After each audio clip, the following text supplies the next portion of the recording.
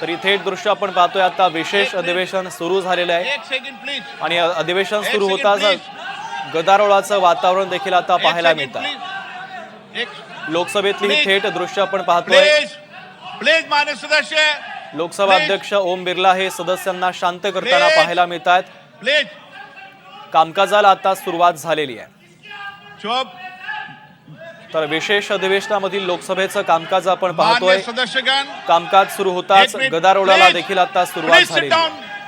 Please sit down. Please sit down. Control मेरे पास है. Please sit down. Please.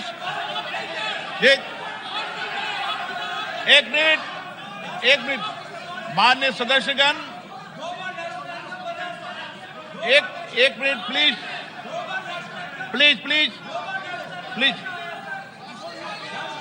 Please please माननीय सदस्य मैं एक विषय मैं बता रहा हूं आपको. एक मिनट बता रहा हूं मैं. माननीय सदस्यगण चलिए. मान्य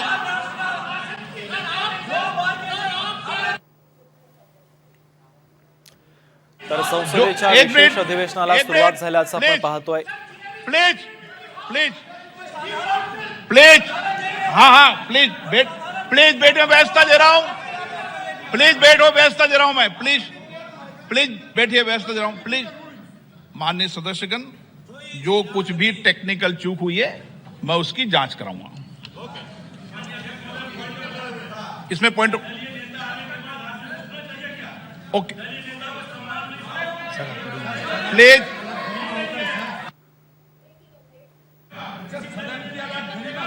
प्लीज मैंने व्यवस्था दे दी है. इतनी बड़ी व्यवस्था दे दी है मैंने. चूक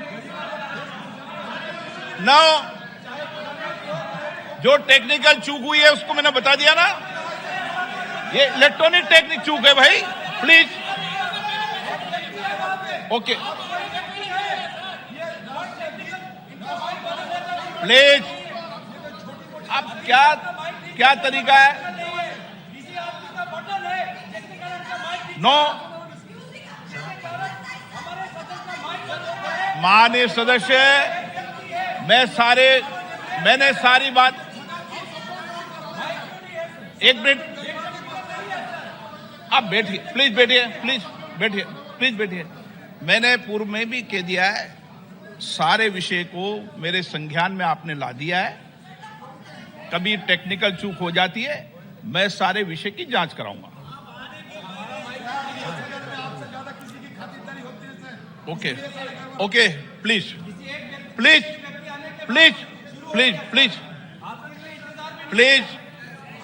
माननीय सदस्यगण प्लीज बैठिए. प्लीज एक मिनट बैठिए. ये व्यवस्था ठीक नहीं है. आप बैठिए. क्या बैठिए प्लीज. विषय आपको मौका देंगे. प्लीज ऐसे क्या. हाँ चलिए प्लीज. कोई अपमान नहीं है. टेक्निकल चूक है. ओके. प्लीज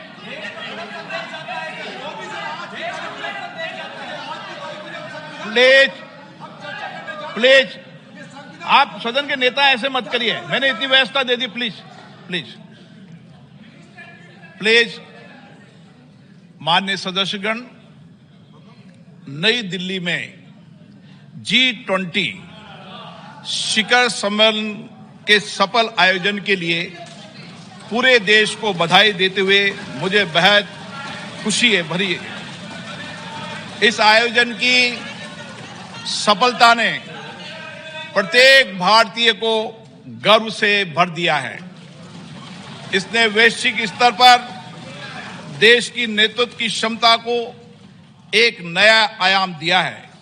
मैं इस आयोजन को आम जनों का आयोजन बना देने की माननीय प्रधानमंत्री जी के विजन की सराहना करता हूं. भारत के सभी राज्यों और केंद्र शासित प्रदेशों के 60 शहरों में 200 से अधिक बैठकें हुई है जो अभूतपूर्व है.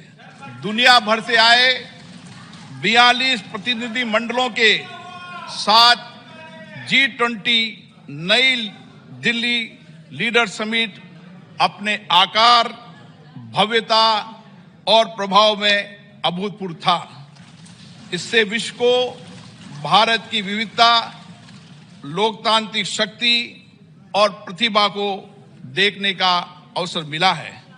भारत की G20 की अध्यक्षता समावेशी, आकांक्षी, कार्य उन्मुख, निर्णायक और जन केंद्रित रही है। G20 नेताओं के शिखर सम्मेलन में लिए गए निर्णय परिवर्तनकारी हैं और ये आने वाले दशकों में वैश्विक व्यवस्था को नया रूप देने में सहायक होंगे।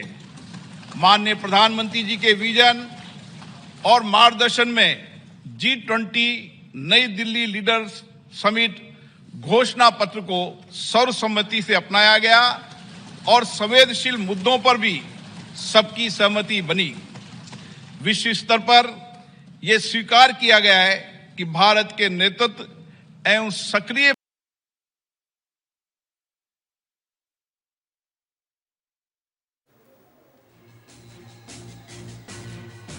तर कामकाजाच्या सुरुवातीलाच गदारोळ होत असल्याचं पाहायला मिळतंय। लोकसभा अध्यक्ष हे विरोधकांवर संतापल्याचं देखील पाहायला मिळालं। एवं सक्रिय प्रयासों के कारण वैश्विक उत्तर दक्षिण के बीच दूरी के पाटने और पूर्व पश्चिम ध्रुवीकरण को नियंत्रित करने में सफलता मिली है। ये विश्व में भारत के G20 की चर्चा के केंद्र में लाने में महत्वपूर्ण भूमिका निभाई है। अपनी अध्यक्षता की शुरुआत में भारत ने जनवरी 2023 में voice of the global south शिखर सम्मेलन की मेजबानी की, जिसमें 125 देशों के नेतृत्व ने भाग लिया। ग्लोबल साउथ के देशों की प्राथमिकताओं और अपेक्षाओं को G20 एजेंडे में शामिल किया गया। शिखर सम्मेलन की घोषणा में निर्धनता उन्मूलन, जलवायु वित्त, ऋण संबंधी समस्याओं से निपटने, खाद्य सुरक्षा, स्वास्थ्य सुरक्षा, डिजिटल बुनियादी ढांचे के विकास सहित विकासशील देशों के हितों से संबंधित विषयों को प्रमुखता दी गई। माननीय प्रधानमंत्री जी की पहल के कारण अफ्रीकी संघ को G20 के स्थायी सदस्य के रूप में स्वीकार करने का ऐतिहासिक निर्णय लिया गया। विश्व के शीर्ष नेतृत्व को राजघाट पर राष्ट्रपिता महात्मा गांधी को सम्मान देते देखना एक अद्भुत दृश्य था। उन सभी ने महात्मा गांधी द्वारा प्रतिपादित शांति और अहिंसा के सार्वभौमिक विचार और वर्तमान समय में इसकी प्रासंगिकता को स्वीकार किया गया। माननीय प्रधानमंत्री जी ने स्वयं अंतर्राष्ट्रीय संस्थानों में सुधार करने, उसमें समय के अनुसार बदलाव लाने का पुरजोर समर्थन किया। इस विभाजित विश्व में स्थिरता, वृद्धि और विकास सुनिश्चित करने के लिए वास्तविक बहुपक्षवाद के लिए यह महत्वपूर्ण है। माननीय सदस्यगण, G20 का दृष्टिकोण अर्थ केंद्रित न होकर अब व्यापक रूप से मानव केंद्रित हो गया है। सतत विकास लक्ष्यों को साकार करने, अंतर्राष्ट्रीय वित्तीय संस्थानों में सुधार करने, डिजिटल सार्वजनिक बुनियादी ढांचे की स्थापना करने, हरित विकास समझौतों को प्रोत्साहित करने, महिलाओं के नेतृत्व के विकास को प्रोत्साहित करने, डिजिटल स्वास्थ्य पर वैश्विक पहल करने, प्रारंभिक चिकित्सा की भूमिका को मान्यता दिए जाने जैसे विषयों को प्राथमिकता दी गई, वह सराहनीय है। G20 शिखर सम्मेलन के प्रमुख परिणामों में अंतर्राष्ट्रीय अर्थव्यवस्थाओं को अधिक सक्रिय करना, विकास के लिए अधिक संसाधनों की उपलब्धता, पर्यटन का विस्तार, विश्व स्तर पर कार्य के अवसर, मोटे अनाज के उत्पादन और उपभोग के माध्यम से सुदृढ़ खाद्य सुरक्षा, कौशल की कमी और गतिशीलता की समस्या का समाधान करना, ग्लोबल वैल्यू चेन की मैपिंग, MSME की सहायता करना और जैव ईंधन के लिए प्रतिबद्धता शामिल है। इनका लाभ पूरे देश को प्राप्त होगा। शिखर सम्मेलन के दौरान भारत मध्य पूर्व यूरोप आर्थिक कॉरिडोर और वैश्विक जैव ईंधन गठबंधन का शुभारंभ अत्यंत महत्वपूर्ण है। इन पहलों से एक कनेक्टेड भविष्य की नींव रखी गई है, जिसमें आगे भी भारत की महत्वपूर्ण भूमिका बनी रहेगी। पर्यावरण समर्थन के लिए लाइफ संबंधी उच्च स्तरीय सिद्धांतों को अंगीकृत किए जाने और जलवायु संबंधी लक्ष्यों को पूरा करने के लिए जलवायु वित्त और निवेश में बड़े पैमाने पर वृद्धि की आवश्यकता को विकसित देशों द्वारा स्वीकार किए जाने से इस क्षेत्र में भारत का नेतृत्व स्पष्ट रूप से प्रदर्शित हुआ है। भारत की अध्यक्षता में महिलाओं और आपदा जोखिम को कम किए जाने के बारे में G20 कार्य समूह के गठन के साथ साथ स्टार्टअप पर एक नए G20 की स्थापना के रूप में नई उपलब्धि दर्ज की गई है। खाद्य सुरक्षा के संबंध में डेक्कन उच्च स्तरीय पहल, भूमि संबंधी पहल पर गांधीनगर रोड मैप, पर्यटन के विषय पर गोवा रोड मैप, नीली और महासागरीय अर्थव्यवस्था पर चेन्नई उच्च स्तरीय पहल और काशी सांस्कृतिक पथ से आने वाले समय में विभिन्न क्षेत्रों में विश्व का मार्गदर्शन होगा और हमारे देश गौरवान्वित होंगे। अगले माह हमारी संसद को हमारे G20